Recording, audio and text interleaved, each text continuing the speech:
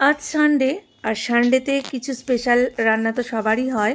তো আমি আজকের বিরিয়ানি রান্না করার চেষ্টা করছি। সবাই অনেক রকম পদ্ধতিতে বিরিয়ানি রান্না করেন, তো আমি আজকের একটু দাদা বৌদি স্টাইলে বিরিয়ানি রান্না করার চেষ্টা করছি।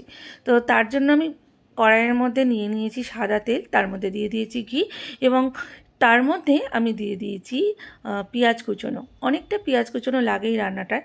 পেঁয়াজটা প্রায় ব্রাউন ব্রাউন কালার এসে গেলে সেটার মধ্যে জল দিয়ে দিয়েছি।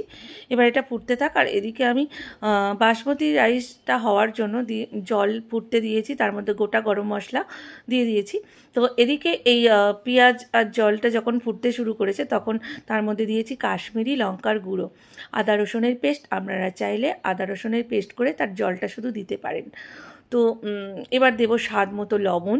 স্বাদ মতো লবণটা দিতে হবে। হলুদ গুঁড়ো দিয়েছি, আর ঝালের জন্য দিয়েছি লঙ্কা গুঁড়ো। তো এগুলো দেওয়ার পর আমি খুব সুন্দর করে ফুটতে দিয়েছি। আর এবার আমি এর মধ্যে দিয়ে দেবো আলুগুলো। দেখুন আমি এর মধ্যে দিয়ে দিচ্ছি আলুগুলো। এই আলুগুলোকে আমি সুসিদ্ধ করব, প্রায় 80% সিদ্ধ হয়ে যাবে এটার মধ্যে। তো আমি এর মধ্যে দেবো স্বাদ মতো লবণ। আর দেখুন লবণটা আমি একটু আন্দাজ করে দিচ্ছি। আলুগুলো অসম্ভব টেস্টি হবে। আর এদিকে আমি ওই যে ভাতের জলটা তার মধ্যে আমি দিয়ে দিয়েছি লবণ। তো এর মধ্যে আমি একটু মিঠা আতর দিয়ে দিচ্ছি, খুব সুন্দর স্মেলটা ছাড়বে। দেখুন আলুগুলো আমি তুলে নিয়েছি। এবার ওই যে মশলা সুন্দর একটা গ্রেভি টাইপের হয়েছে, তো তার মধ্যে আমি দিয়ে দিলাম চিকেনের পিস। তো চিকেনের পিসগুলো বড় বলে দেখুন আমি একটু একটু চিড়ে চিড়ে নিয়েছি, তাতে চিকেনটা সুসিদ্ধ হবে এবং চিকেনের মধ্যে মশলাটাও ঢুকবে। বিরিয়ানির চিকেনের মধ্যে একটু মশলা না ঢুকলে ভালো লাগে না। তো এর মধ্যে আমি একটা মশলা বানিয়ে রেখেছিলাম, সেই মশলাটা আমি একটু অল্প করে দিয়ে দিলাম। সেই বিরিয়ানির মশলার রেসিপিটা আমি একদিন জানাবো, সবাই এখন জানেন, ওটা তৈরি করেন সবাই, তো আমিও সেটা বানিয়ে নিয়েছিলাম। এবার আমি দেখুন খুব সুন্দর যখন চিকেনটা সুসিদ্ধ হয়ে এসছে, প্রায় 70%-এর মতো সিদ্ধ হয়ে এসছে, তখন সেটার মধ্যে আমি আলুগুলোও দিয়ে দিলাম। এবার আমার বাসমতি রাইসটা পুরো রেডি হয়ে গেছে।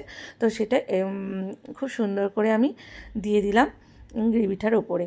দেখুন আমি কেমন একটা খুন্তি নিয়েছি, এটা কি সুন্দর করে প্লেন করে দেওয়া যায়। তো আপনারাও এরকম একটা খুন্তি ইউজ করার চেষ্টা করবেন, যেটা দিয়ে খুব সুন্দর করে প্লেন করে দিতে পারবেন।